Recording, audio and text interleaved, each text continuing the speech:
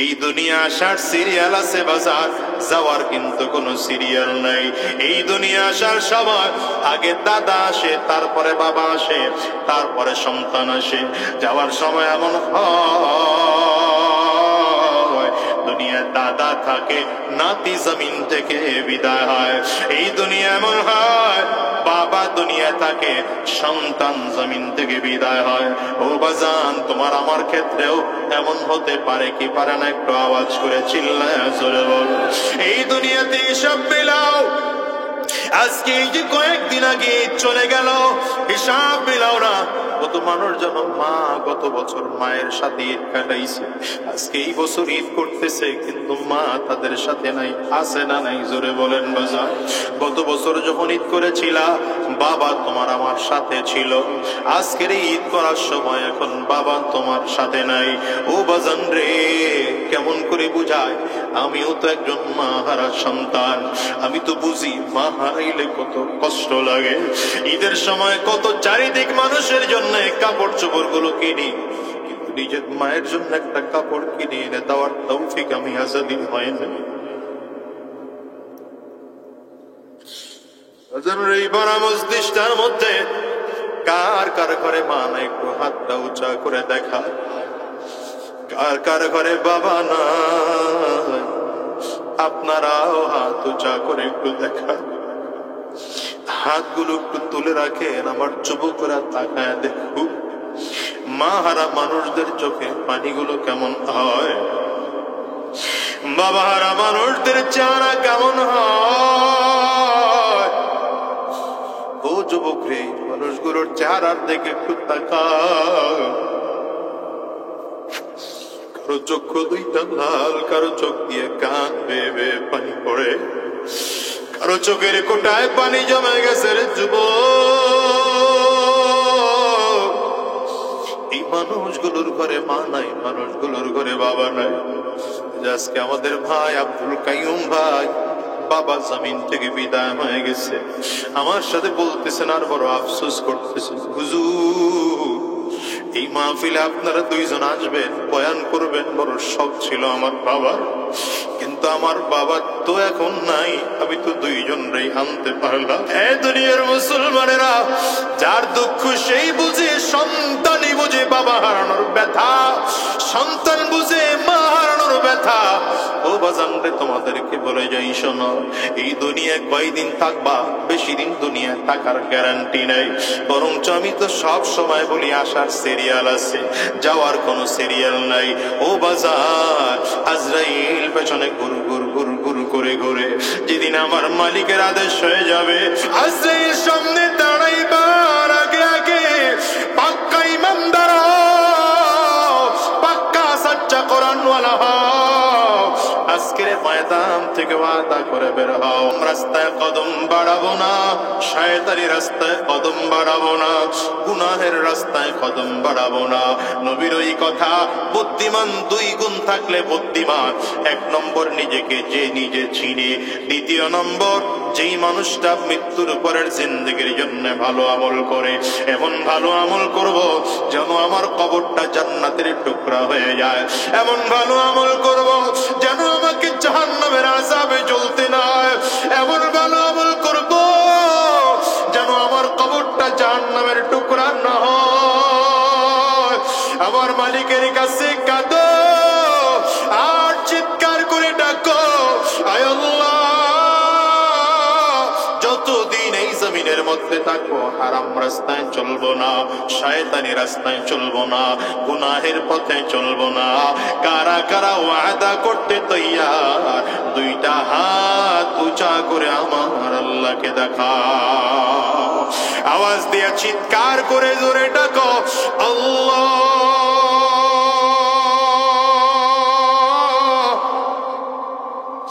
চোখে যদি পানি না আসে, কান্নার ভান ধরে ডাকো না আল্লাহ। ডানে আর বামে তাকাও,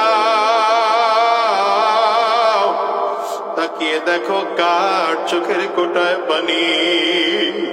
ওই মানুষটার দিকে তাকিয়ে নিজে ধিক্কার মারবার চোখের পানি ফেলে কান্না করো।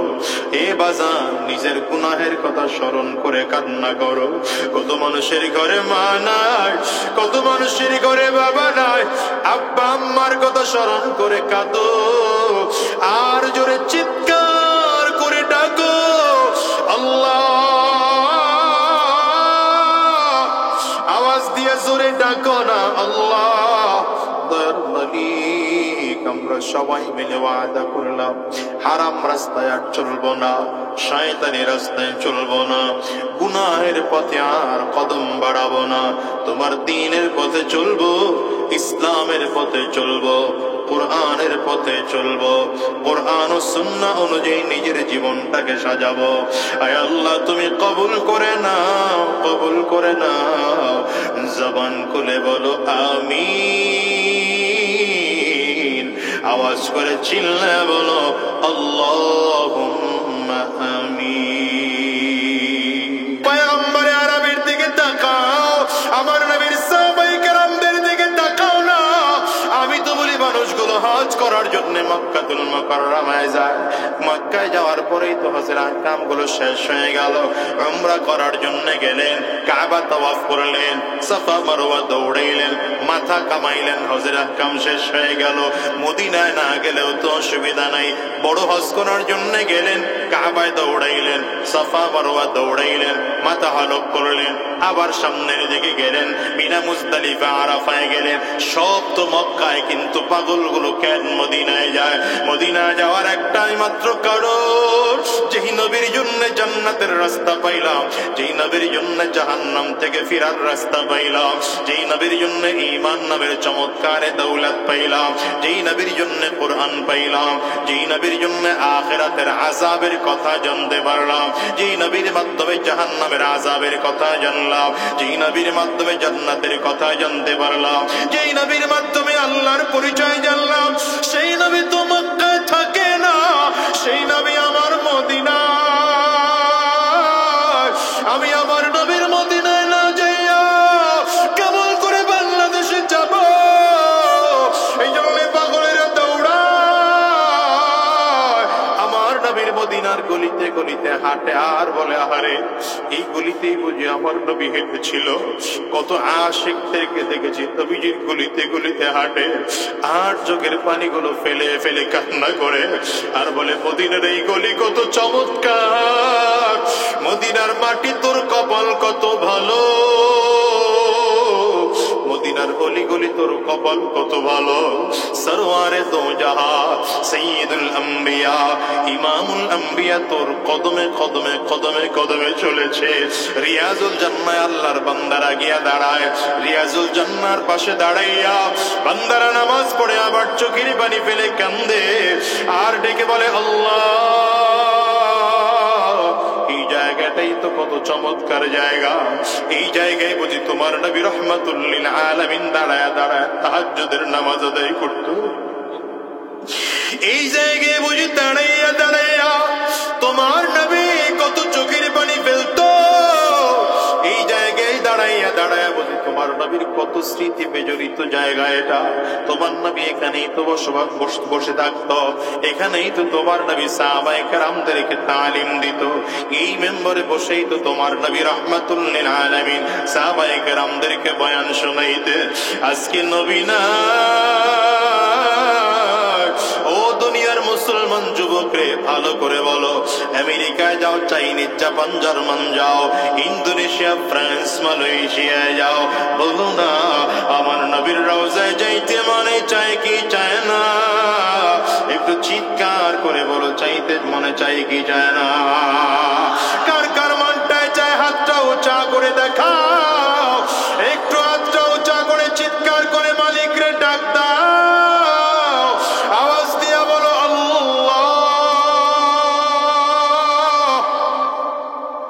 চোখের পানি ফালায় আমার মালিক রে জোরে ডাক দাও না আল্লাহ। চোখে যদি পানি না আসে কান্নার বান্দরে ডাকো, আর আমার মালিক রে চিৎকার করে জোরে ডাকো আল্লাহ। আরো জোরে, আরো জোরে, আরো জোরে হৃদয়টা ভেঙে চুরে ডাক দাও না আল্লাহ। নবীর মোহাব্বত কলিজার মধ্যে ঢুকায় ডাকো না আল্লাহ। ওগো দয়ার মালিক, তুমি তোমার গোলামদের দিকে তাকাও, তোমার গোলামদের দিকে তাকিয়ে তাকিয়ে দেখো, তোমার গোলামদের কারো চোখে পানি। মদিনায় যাওয়ার বড় শখ জাগছে আমাদের দিলের মধ্যে, জীবনে একটা বার যদিও হয় তোমার নবীর রওজা না দেখাইয়া, কাবা তাওয়াফ না করাইয়া জমিন থেকে নিও না, নিও না। চিল্লা বলো না আমিন।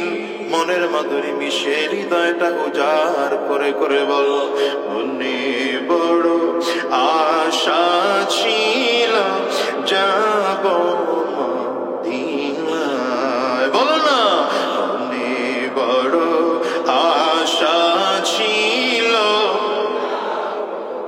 এই দিলটা উজাড় করে কও, মালিক চাইলে কবুল করলে সময় লাগে না। বলো না, মনে বড়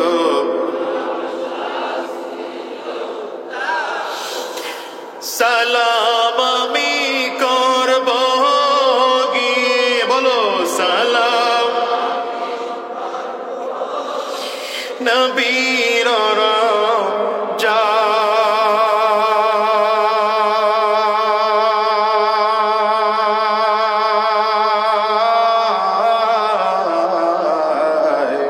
মনে বড় আশা ছিল যাব মদিনায়। বলো মনে বড়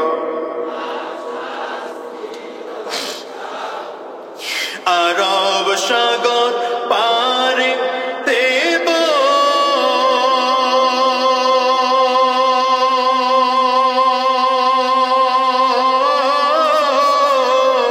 নাই কয়াবার তোরি,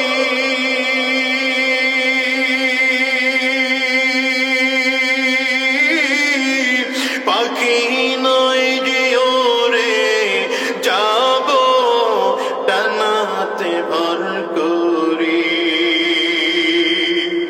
আরব সাগর পারে দেব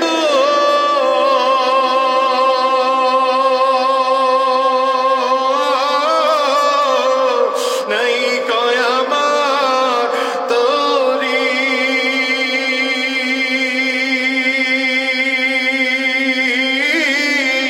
পাখি নয় যে ওরে যাব ডানাতে ভর করি। আশা আছে সম্বল নয় কোন, আশা আছে করি কিও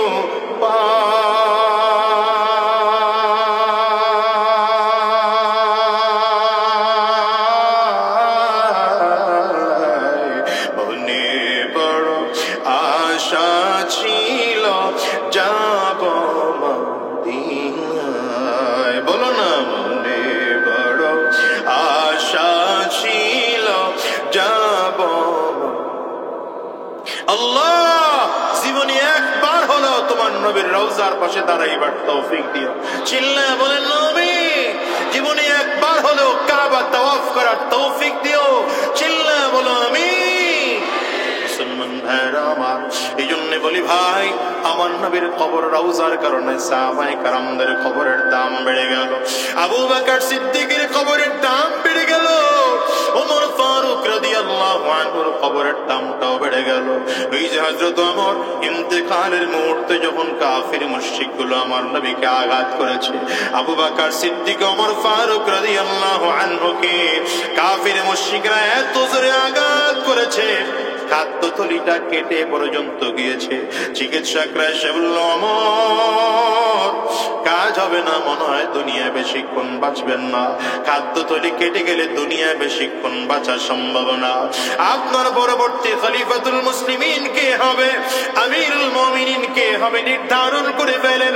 হযরত ওমর সন্তানকে ডাক দেয়, আরে আব্দুল্লাহ কই? নিজের সন্তান বলেন যাও আম্মা জানের কাছে যাও। আম্মা জান আয়েশা সিদ্দিকা রাদিয়াল্লাহু আনহার কাছে গিয়ে বলে, আবু বকর ওমর রাদিয়াল্লাহু আনহু আমাকে পাঠিয়েছে।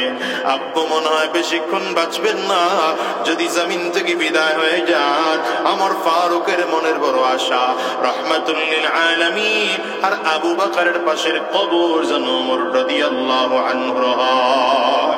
আম্মা জান আয়েশা সিদ্দিকা রাদিয়াল্লাহু আনহা অনুমতি দিয়ে দিলেন, যাও তোমার বাবার ব্যাপারে পারমিশন দিয়ে দিলাম। নবীজি ইন্তেকালের পরে একটু জায়গা রেখেছিলাম আমি যেন এখানে দাফন হইতে পারি। কিছুদিন পরে আমার বাবা, আম্মা জান আয়েশা সিদ্দিকা বলেন, কিছুদিন পরে আমার বাবা আবু বকর সিদ্দিক এসে আমার কাছে অনুমতি চায়। আমি আমার আব্বুকে পারমিশন দিয়ে দিলাম, আজকে যুগের শ্রেষ্ঠ আমার নবীর প্রিয় সাহাবী অর্ধজানের বাদশাহ আমার অনুমতি চায়, যাও আমার ভাগটা ছেড়ে দিলাম, ওমরকে আমার নবীর পাশে শুয়ে দাও। হযরত ওমর রাদিয়াল্লাহু আনহু আয়েশা সন্তান ডেকে বলে, বাবা শুনছো আম্মা জান পারমিশন দিয়ে দিছে, ইন্তেকালের পরে তোমাকে সেখানেই দাফন করা হবে। হযরত ওমর রাদিয়াল্লাহু আনহু ব্যথার যন্ত্রণায় কান্না করতেছে। যখন অবস্থা খারাপ, ওমর রাদিয়াল্লাহু আনহুকে মসজিদে নববীর বারান্দার মধ্যে শোয়া দাও।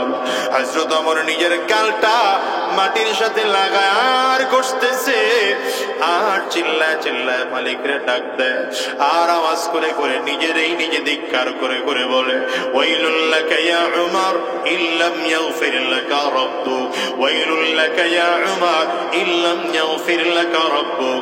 নিজেরই নিজে ধমক দেয়, আমর তুই তো ধ্বংস, যদি তোর মালিক তোরে মাফ না করেন রে অমর তাইলে তুই ধ্বংস। নিজেরই নিজে ধমক দিয়া দিয়া কয়, কোন ওমর জানো? যে ওমর নবীজির জবানে জান্নাতের সার্টিফিকেট পাইল, যে নবীজি জান্নাতের সার্টিফিকেট দ্বিতীয় নম্বর পেয়েছেন। শুধু তাই নয় রে মুসলমান, ওমর রাদিয়াল্লাহু আনহুর ব্যাপারে আমার নবীর দোয়া ছিল, ওমর রাদিয়াল্লাহু আনহুর ব্যাপারে আমার নবীর দোয়া ছিল। শুধু তাই না, নবী আমার বলেন, আমার পরে যদি কোন নবী হতো তাইলে ওমর হতো। সেই ওমর চোখের পানি ফেলে ফেলে কান্না করে, সে ওমর ইন্তেকালের আগ মুহূর্তে চোখের পানি ফেলে কাঁদে আর ডেকে নিজেরে নিজে বলে, ওমর তুই ধ্বংস, যদি তোর মালিক তোরে মাফ না করেন তাইলে তুই ধ্বংস।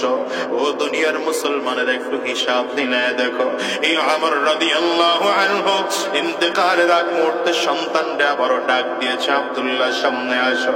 আম্মা জান কি পারমিশন দিয়েছেন? বলে হ্যাঁ, আম্মা জান পারমিশন দিয়েছেন, আপনি ইন্তেকালের পরে নবীর পাশে আপনাকে দাফন করা হবে।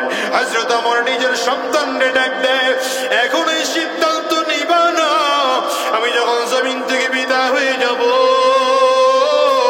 আমাকে যখন জমিন থেকে বিদায় হয়ে যাব, সুন্দর করে গোসল করাইবা, কাফনের কাপড় পরাইয়া জানাজার খাটিয়ার মধ্যে উঠাইয়া সুন্দর করে জানাজা পড়াইবা।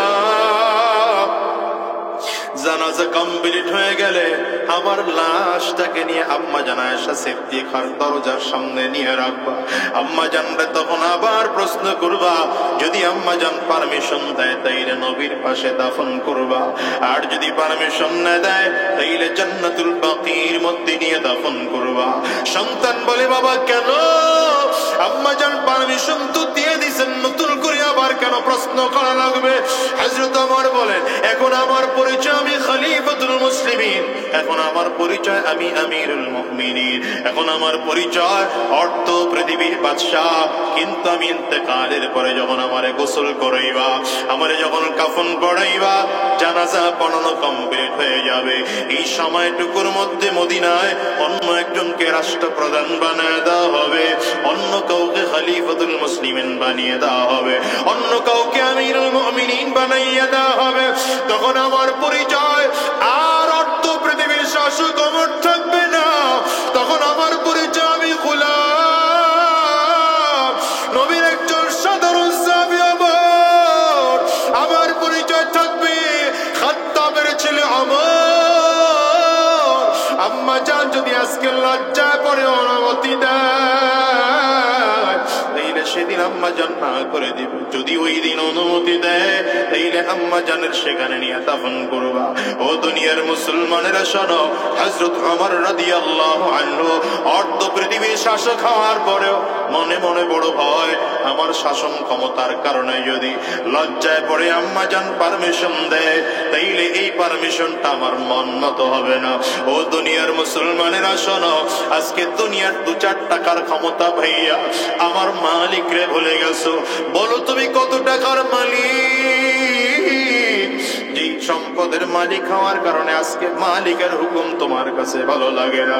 আজকে তুমি কত ক্ষমতার মালিক বলো, এত ক্ষমতা পাইছো, ক্ষমতার কারণে আমার মালিকের আদর্শ, আমার মালিকের আদেশ পর্যন্ত শুনতে মনে চায় না। ঠিক না বেড়ে আওয়াজ করে বলো।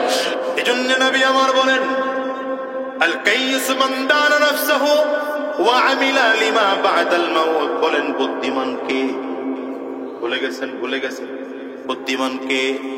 যার মধ্যে 2 গুণ থাকবে, ওয়াজ শুনতেছেন এর মধ্যে ওয়াজ ভুলে গেলেন, যার মধ্যে 2 গুণ থাকবে, নবী বলেন এই মানুষটা বুদ্ধিমান। এর মধ্যে 1 নম্বর, যে নিজেকে নিজে চিনে নিজের অস্তিত্ব বিলীন করে দেয় না, বেঈমানদের দালালি করে না, কাফিরদের দালালি করে না, স্বৈরাচারের দালালি করে না, কথা কয় না। 2 নম্বর, শুধু নিজের অস্তিত্ব বিলীন করে দেয় না, বরঞ্চ পরবর্তী মৃত্যুর পরের জিন্দেগির জন্য ভালো আমল করে। এই জন্য মুসলমান বলি সাবধান, এই দুনিয়ায় নবী আর আসবেন না, নবী জমিন থেকে বিদায়, সাহাবায়ে কেরাম জমিন থেকে বিদায়, তাবিঈন তাবিঈন জমিন থেকে বিদায়, উলামায়ে মুতাআইম্মা মুজতাহিদিন জমিন থেকে বিদায়, উলামায়ে মুতাকাদ্দিমিন জমিন থেকে বিদায়, উলামায়ে মুতাআখিরিন জমিন থেকে বিদায়। এক এক করে করে উলামায়ে কেরাম সব বিদায় হয়ে যায়। তাকে দেখো না, বাংলাদেশের সিচুয়েশন এমন একটা সময় ছিল, হাফিজ হুজুর রাহমাতুল্লাহি আলাইহি এদেশ মানুষদেরকে দ্বীনের দাওয়াত দিয়ে দিয়ে মানুষকে দ্বীনের রাস্তায় নিয়ে আসার জন্য চেষ্টা করতেন। ওই সদস্য হুজুর শামসুল হক ফরিদপুরি রাহমাতুল্লাহি আলাইহি এদেশের মানুষকে দ্বীনের কথা শোনাইতেন। একটা সময় এমন ছিল, শাইখুল হাদিস আল্লামা আজিজুল হক রাহমাতুল্লাহি আলাইহি এদেশের মানুষগুলোকে দ্বীনের কথা শোনাইতেন। মুফতি আমিনী রাহমাতুল্লাহি আলাইহি দ্বীনের কথা শোনাইতেন। এমন একটা সময় ছিল, শরশিনান নিসারউদ্দিন রাহমাতুল্লাহি আলাইহি এদেশের মানুষকে দ্বীনের কথাগুলো বলে বলে শোনাইতেন। এমন একটা সময় ছিল, চরমনাইর ইসহাক রাহমাতুল্লাহি আলাইহি এমন একটা সময় ছিল, চরমনাইর কালমানি কুতুবুল আলম সৈয়দ ফজলুল করিম রাহমাতুল্লাহি আলাইহি এদেশের মানুষগুলোকে দ্বীনের কথা বলে বলে শোনাইতেন। আর যুগের পরিবর্তনে এই মানুষরাও জমিন থেকে বিদায় হয়ে গেল। এখন যারা আছে এই উলামায়ে কেরামরাও দুনিয়া চিরজীবন থাকবেন না, একদিন জমিন থেকে বিদায় হয়ে যাবে। সেই দিন গোটা দুনিয়ার মানুষগুলো দেখা যাবে এমন হবে, আলেম খুঁজে পাবে না। আলেম যাইতে যাইতে নবী আমার বলেন, আলেমদেরকে উঠাইয়া নেওয়ার মাধ্যমে আলেমকে উঠিয়ে নেওয়া হবে। এমন একটা সময় গোটা দুনিয়ার মধ্যে আসবে, যেই দিন আলেম দুনিয়ায় থাকবে না, দ্বীনের কথা বলার মতো মানুষ খুঁজে পাওয়া যাবে না। সেই দিন মানুষ দ্বীনের কথা শুনতে পারবে না। ধীরে ধীরে ধীরে ধীরে কিয়ামত হয়ে যাবে। এই জন্য বলে যে শোনো, আলেমদেরকে পাইছো, উলামায়ে কেরামদেরকে কাছে পেয়েছো, এদের থেকে দ্বীন শিখো, এদের কথা অনুযায়ী কোরআন অনুযায়ী চলতে শুরু করো, এদের পরামর্শ অনুযায়ী দ্বীনের পথে নিজের জীবনটাকে চালাও, হারাম রাস্তায় চালাইও না।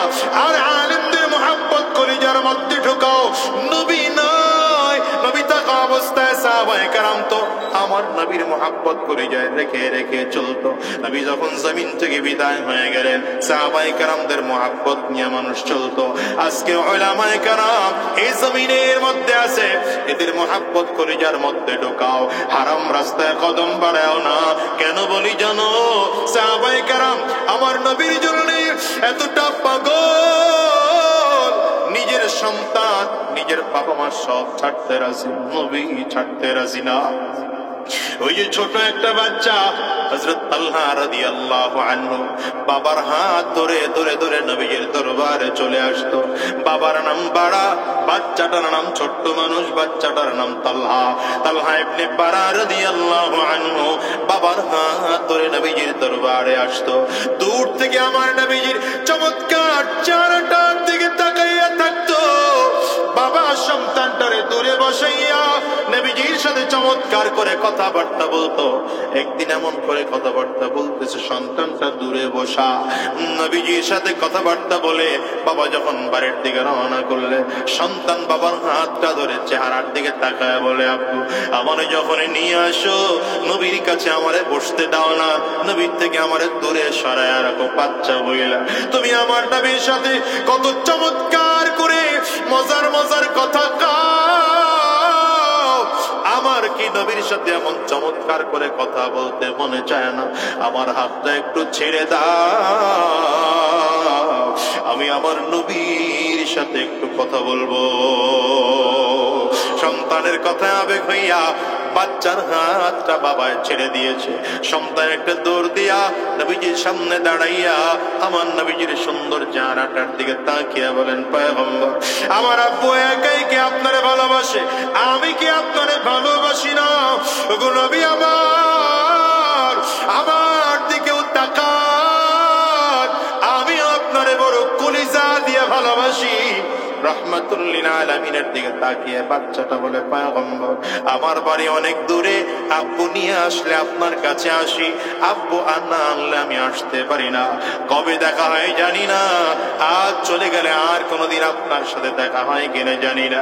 নবী আমার আজকে যাওয়ার বেলা আপনি আমার ছোট্ট একটু নসিহত করে দেন, আমি যেন আপনার এই কথাটা ধারণ করে রাখতে পারি। নবী আমার বলেন, পয়গম্বরে আরবি সাল্লাল্লাহু আলাইহি ওয়াসাল্লাম বাচ্চাটার দিকে তাকায়া বলেন, বাবা তুমি কি সত্যি আমারে মহব্বত করো? ছোট বাচ্চা বলে, পয়গম্বর আমি আপনাকে অনেক বেশি ভালোবাসি, আমার বাবার চেয়ে আপনারে বেশি ভালোবাসি। নবী আমার বলেন, শোনো তালহা, মহব্বতের প্রমাণ দাও।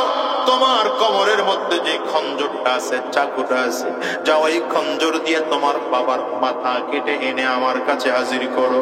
নবীজি পরীক্ষা নিচ্ছেন বাচ্চাটা কেমন মায়া করে আমার নবী।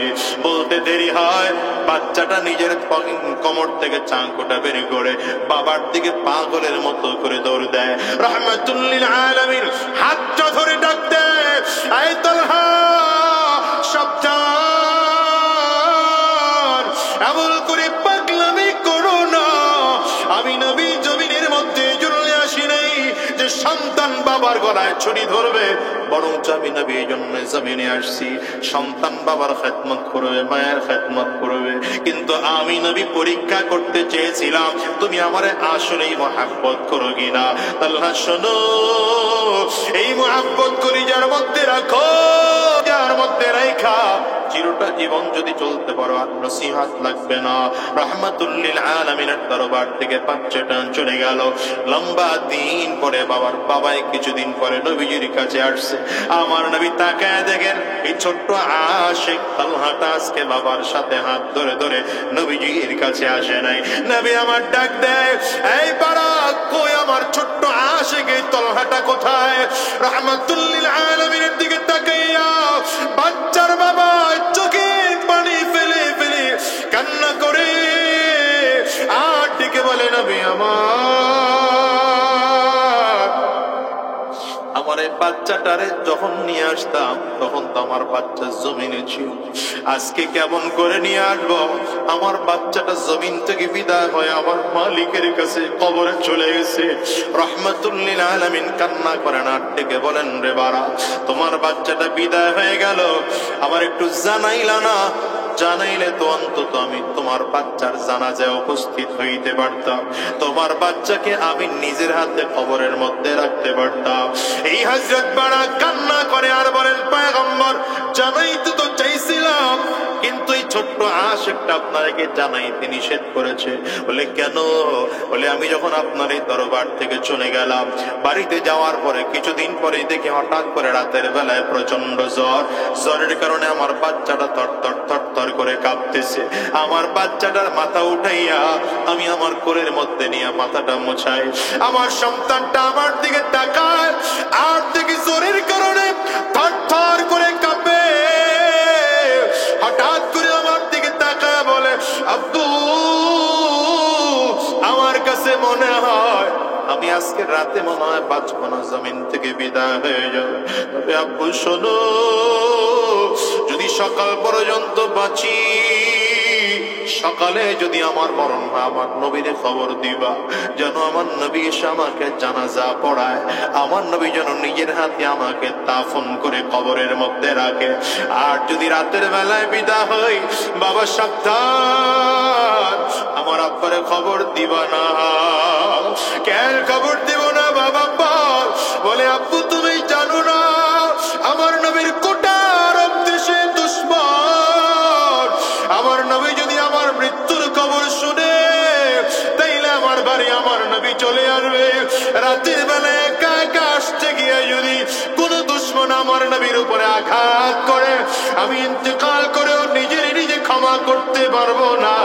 ও দুনিয়ার মুসলমানেরা শোনো, এই ছোট্ট বাচ্চার করে যায় আমার নবীর জন্য কত মহাব্বত, দ্বীনের জন্য কত মহাব্বত। আজকে তোমার আমার কলিজার মধ্যে দ্বীনের মহাব্বত মোটেও নাই, নবীর মহাব্বত মোটেও নাই। এই জন্য বলি সাবধান, এই দুনিয়ায় কয়দিন থাকবা বলো? আজ আসি আগামীকাল দুনিয়ায় থাকবা এমন কোনো গ্যারান্টি নেই বাজান, ঠিক না? বেডে আওয়াজ করে বল।